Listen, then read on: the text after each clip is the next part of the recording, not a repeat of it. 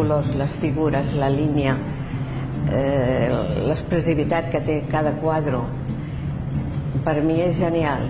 Me parece muy evocadora de una época y además tiene cosas muy curiosas, como ese cuadro de ahí, por ejemplo, que es de un sanatorio de sifilítico y lo anuncia una señora muy seductora que tiene la serpiente en el mantón, y el hecho de que no sea solo de Ramón Casas, sino de que haya contemporáneos de Mucha, de Penagos, es muy recomendable.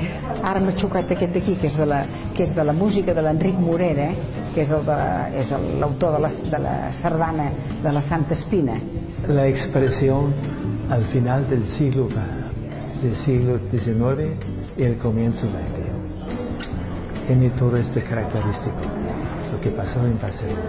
Jo l'he trobat molt interessant, no m'imaginava que pogués haver tanta varietat i a més alguns ja els coneixíem, com per exemple l'Anís del Mono i d'altres, no?